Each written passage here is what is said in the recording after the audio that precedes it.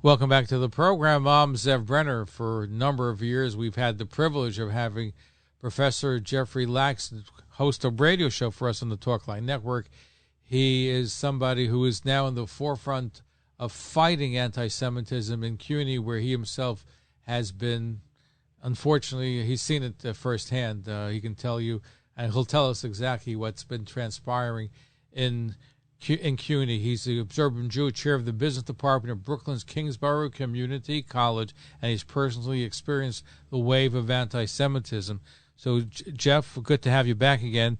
And I know that since we last spoke on air, things have really heated up. So, you know, you've challenged CUNY on anti-Semitism. There have been 150 incidents in the last number of years, and you think the union would help you, and they've been just as bad as CUNY, right? I think this actually comes from the union. I think a lot of people are not familiar with this. And unfortunately, those of us who are on the front lines, and thank you for covering this, we always appreciate that a lot because so few in the media do. But a lot of people don't realize that the evil itself comes from the union. CUNY is horrible because they have plenty of anti-Semitic people too, and they enable it, and they allow it to just perpetrate and to foment and allow it to get worse and worse and worse. But all this stuff is funded by not just our union, and we have one of the most powerful unions in the world. The PSC CUNY is an arm of the AFT, and the AFT is an arm of the CIO, AFL-CIO. So they have more money than God, and obviously we don't, and so we're up against tons and tons of funding and fomenting of this hate that actually comes from the unions. So give us an example of some of the things you've encountered and others have encountered in CUNY. You're an observant Jew, and you wear your yarmulke. You wear your religion on your sleeve. I was going to say you wear your yarmulke on your sleeve as well. So you've experienced it where they've done things Friday nights, and they've other anti-Semitic incidents throughout the system, which it's getting some attention, but I don't think it's getting enough. It's not, and CUNY has handled it. Let me just answer your question.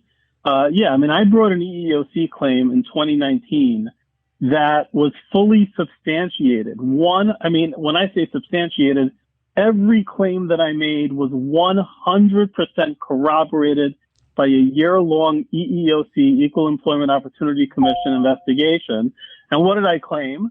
That there was a huge faculty group on our campus of radical left-wing anti-Semites who literally had a rule that Orthodox Jews and Zionist Jews could not join their group. So that claim, and I was one of the people who was excluded. There were 5 other Zionist Jews or Orthodox Jews who were denied admission to the group. No one else was denied admission to the group. And the group had 100 people. None of them were Orthodox Jews. None of them were Zionist Jews. So the EEOC substantiated that claim and also substantiated the claim that events were held on a Friday night to exclude me and other Orthodox Jews. And even with the substantiation of those claims, our president, who I consider to be by far the most anti-Semitic president at CUNY, Claudia Schrader, did nothing about it. She promised in the beginning, once the investigations are done, she will act.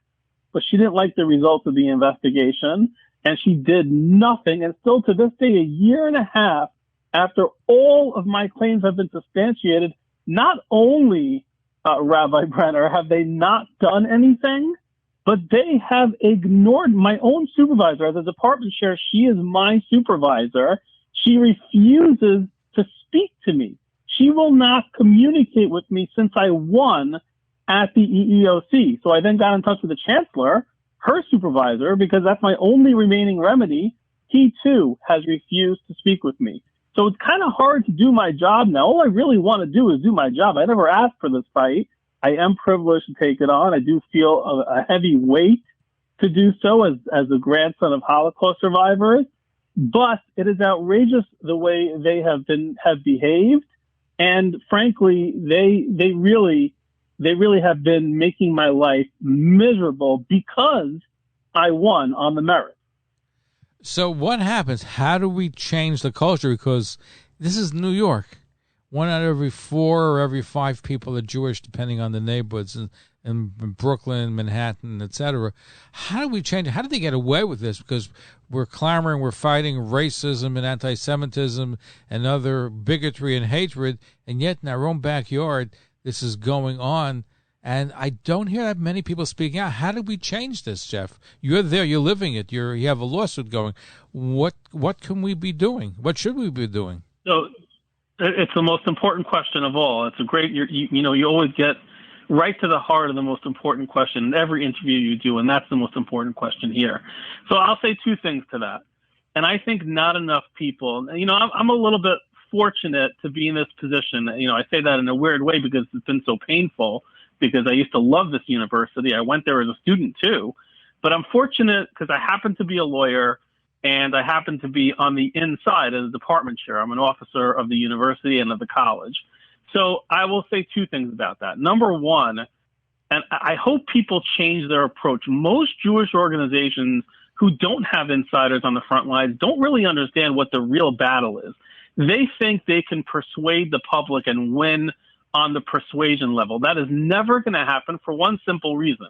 We are vastly, vastly outnumbered. There are so few Jewish people, and especially Zionist Jewish people, in comparison to the rest of the country and especially the rest of the world, where Jews are outnumbered massively by the anti-Zionists. We just can't win with persuading the world. It's not going to happen. But there is a way to win. There is actually a way to win, and I'm going to tell you what it is. And I am 100% sure this is the only way to win and that it can be won this way. We are right on the law. We are, Zionism is 100% protected in the United States under U.S. law, under city law, under state law, under federal law. It's a religious belief for many Jews, and it's part of an ethnicity for many Jews.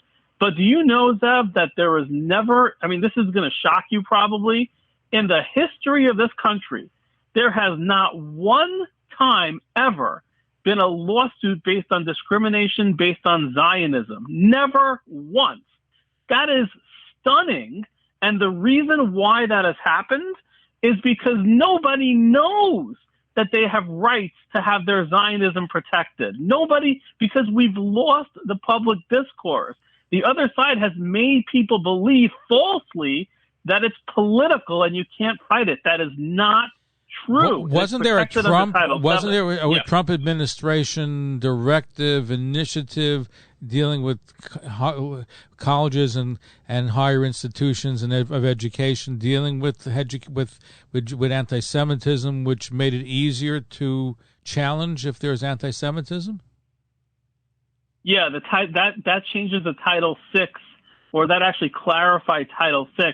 But that is not a courtroom issue. That is something, and right now there are several battles on Title VI grounds against CUNY. The most recent one was the most pervasive one filed by the ACLJ against CUNY across the board. But that doesn't have binding legal authority in the courts. The only way this can be won is by getting a court, and preferably a high-level federal court, to declare that Zionism is a protected class. That has never happened yet, which is stunning because it clearly is protected under discrimination. So where do we go from here? First of all, what progress are you making with your lawsuits, and others are coming on strong about what CUNY's anti-Semitism? How long does it take? Where is it holding at this juncture of time? Oh boy, there are so many lawsuits right now pending against CUNY. They're at different stages of the litigation in all cases. And we have to wait. There will be determination at some point, and we just have to wait. There are a lot of lawsuits. There are also lawsuits against the union for, committing discrimination against Jews. And, how outrageous is it, by the way, that the president of the union he lied to the city council, to Councilwoman Vernikoff and to Councilman Dinowitz, when they talked to him about BDS and asked him whether he supported BDS publicly. He said no. And then, we exposed video. I founded a group I was co-founded called Safe CUNY, and I hope people will follow us on Twitter. We shared a video that we had of him admitting in a public meeting that he voted for BDS. Wow. Well, how can the president of a union that has thousands and thousands of Zionist Jews represent those giant Zionist Jews when he's an anti-Zionist? It's outrageous. It can't happen, and that's why we have a lawsuit against them too. And Safe CUNY is behind a lot of these efforts, and we need people's support. We're getting it, which is really nice, and we need more of it. How do people learn more about your efforts and these efforts to hold CUNY accountable? Thank you. And the unions you too. Can go to Safe. I'm sorry? Say that again? And the unions also, not just CUNY. We have to also, like you said, pursuing against the unions because of what they're doing. Absolutely. And all the unions across the country, the big ones, work together on this. They can visit Safe CUNY on Twitter, spelled just like that, Safe CUNY, or they can go to safecuny.com, and they could always email us too with tips at safecuny.com or info@safecuny.com. We've been getting a lot of tips, actually, and we thank people out there who've been sending it to us. And, there is no way for us to win, and this really is a war. I mean, it really is a war for the survival of Jewish, Zionist, observant, religious Jews.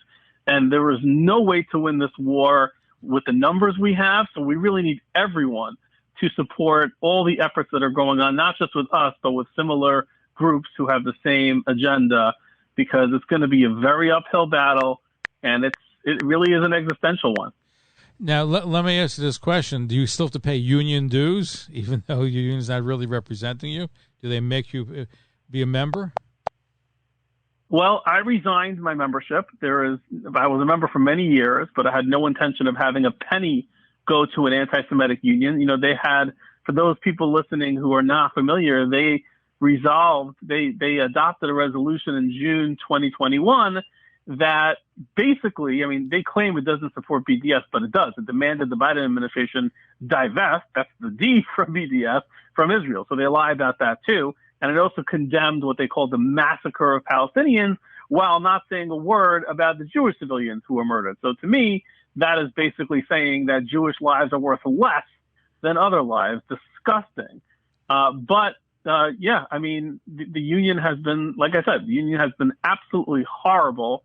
And I don't know what else to say. It is truly outrageous that avowed anti-Zionists are representing Zionists. That cannot happen. So I'm not paying dues anymore to answer your question, but they still represent me. Think about how disgusting this is. In New York, there is a law that says there's an exclusive bargaining rep for public unions, which means I have no other choice. When they bargain for my terms and conditions of employment, it has to be this anti-Semitic, anti-Zionist union because they have exclusive bargaining power. Well, if CUNY has an anti-Semitism problem and my union are anti-Semites, how should they be allowed to represent me? But right now they are, even though I'm not a member. Are they going to fight anti-Zionism at CUNY? I don't think so. Can you bring a lawsuit? Causing the problem. Can you bring a lawsuit challenging this provision where they have to bargain for you even if you don't want them to? Is that challengeable in court? Absolutely, and we are represented. I think it's 5 members of our group, Safe CUNY, are bringing a lawsuit against the union. It's a First Amendment lawsuit, and I have to really thank the Fairness Center, who are really top-flight lawyers, and the National Right to Work Foundation. Amazing, amazing people, and they are bringing that First Amendment lawsuit against the union to say, listen, you guys are anti-Zionists. You can't represent Zionists. You have to give them another choice. And that lawsuit is pending right now. Terrific, terrific. Have you tried reaching out to Alan Dershowitz about this? We did. We talked. You know what, Zev? You know I had a show on your network, and I've been so busy with this stuff. And you haven't had it done your show for. We miss you. We miss your show on the radio. I love doing the show. I really hope to get back to it. Things have been so crazy. This has become, sadly, a full-time job for me, and it's caused me a lot of stress and agmas nefesh. But I do want to come back. I hope you'll have me back. We had Alan Dershowitz on where we spoke about all these issues, and he agreed with everything I was saying. By the way, he mirrored exactly what I said about the fact that we can't win with numbers or persuasion. We have to win in the courts. And that show was somewhere in your archives. Maybe we'll re-air it. We got to re-air them. We got to do that because it's an unfortunate topic that's going to take a while to adjudicate and really has to be taken care of because they cannot get away with it. So thank you for fighting the good fight. I know it's hard. It's taking its stress. It's taking its toll on you. But you're putting up the good fight for all of us because this is, if they attack Jews in CUNY or make it, or whether it's the union, it's every Jew that's under attack, not just those who work or are part of the CUNY system. So thank you for your leadership in this role and continued success. Absolutely. Thank you, Zev, and I hope to be back at some point. Let me just say one more thing because I know you have a lot of listeners in the Brooklyn area and are familiar with Kingsborough. I just want to say, I know I mentioned the president, Claudia Schrader. She's my boss. I could eventually get fired for this, and I expect eventually to be fired for this because she's only going to take so much of me telling the truth about what's going on there. But I want people to understand how much of a problem she really has with Jews, because I want to tell one really, really quick, horrible story. There was a Jewish Orthodox kid who was walking the streets of Brooklyn, minding his own business with a yarmulke near Kingsborough College, and a Kingsborough student beat the living hell out of him and yelled, "Kill you Jews, free Palestine," repeatedly, "Kill you Jews," and was attacking him and beat him with a bat. With a bat. This is a Kingsborough student. After this happened, I sent an email to the president, Claudia Schrader, begging her, please say something. This is one of our students, for God's sakes. She said nothing. She did nothing. She ignored my email. And to this day, it is now a year or two later, nothing has happened to the student. She hasn't said a word about it. This is someone who speaks out about every social justice issue. This is who we are dealing with, a president who, even when her own student beats the living hell out of a Jew with a yarmulke and yells, "Kill you Jew," she still does nothing. This is who we're dealing with. If you want to know the level of evil that we're confronting, get in touch with the chancellor and tell them about Claudia Schrader and what she's done. Professor Jeffrey Lax is chair of the business department of Brooklyn's Kingsborough Community College, leading the fight against the unions and CUNY over their anti-Semitism, as we heard just a little bit of what goes on. Thank you for joining us. Look forward to having you back. Thank you, Zev. And we're going to be right back. Don't go away. Stay tuned.